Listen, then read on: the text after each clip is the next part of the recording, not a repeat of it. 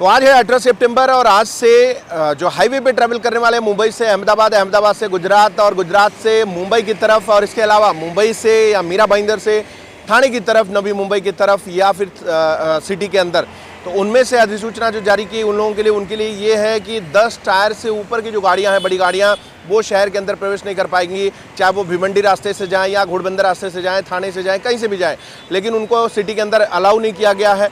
और 18 तारीख यानी पहला दिन है, तो जगह जगह नियोजन यानी जो उसकी प्लानिंग है, एग्जीक्यूशन है, वो अभी शुरू है।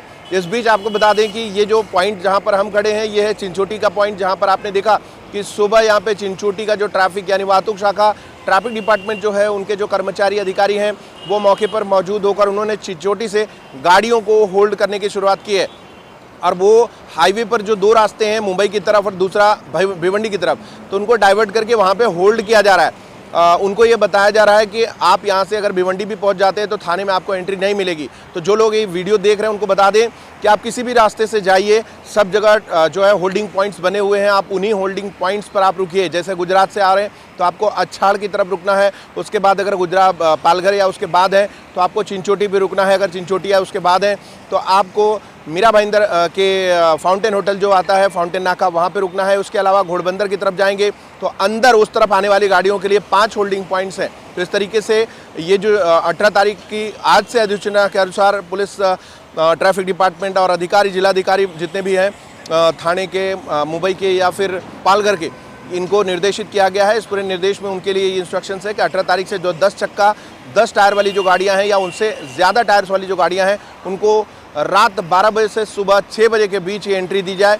और इस दौरान अब ये देखने वाला विषय होगा, क्योंकि पूरे दिन गाड़ियां जमा होंगी, तो रात भर गाड़ियां रात 12 से 6 बजे तक चल पाएंगी, और उसके बाद 6 बजे से लेकर फिर रात 12 बजे तक, यानी 18 घंटे लगभग वो गाड़ियां यहाँ पर खड़ी होंगी, होल्ड्स होंगी। तो वो 6 घंटे में कितनी गाड़ियां निकल पाएंगी, ये भी देखने वाला विषय होगा। और इस दौरान अगर कोई ट्रैवलर, लोकल ट्रैवलर जिसको 12 से 6 के बीच में ट्रैवल करना है, फिर उसके लिए क्या कुछ नियोजन कर पाएगी। इसमें मेरा ऐसा सुझाव है कि जो बड़ी गाड़ियां हैं उनके लिए लेन्स बनानी चाहिए, यानी छोटी गाड़ियों के लिए एक लेन सुरक्षित रखनी चाहिए।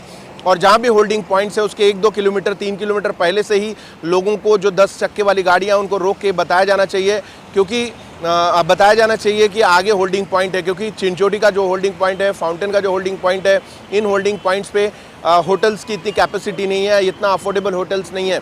तो उनको विरार, पालघर के आगे या फिर चिंचोटी के आसपास उनको रोका जाए, जिससे उनको भी शौचालय की सुविधा मिल सके, खाने पीने की सुविधा मिल सके, उनका भी बजट फ्रेंडली हो। क्योंकि 18 घंटा रुकना मतलब उनकी गाड़ियों में 1 टाइम का खाना, ज़्यादा से ज़्यादा 2 टाइम तक के राशन की व्यवस्था होती है।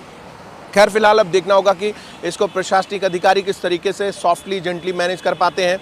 और इसमें कॉपरेशन तो लगेगा ड्राइवर्स का। हालांकि माल जो है वो हमारे जो देश की रीढ़ की हड्डी है, जो ट्रांसपोर्टेशन है, उसकी वजह से ही सारा बिजनेस व्यापार है। तो ऐसे में उनको भी टाइम पे पहुंचना है। ऐसे में ये इस दौड़ में किस तरीके से कोऑर्डिनेशन बनता है कि वो लोगों को सहयोग भी कर पाएँ और प्रशासन भी उनका सहयोग कर पाए। फिलहाल आगे के अपडेट्स के लिए जुड़े रहिए हमारे साथ, देखते रहिए मेट्रो सिटी समाचार।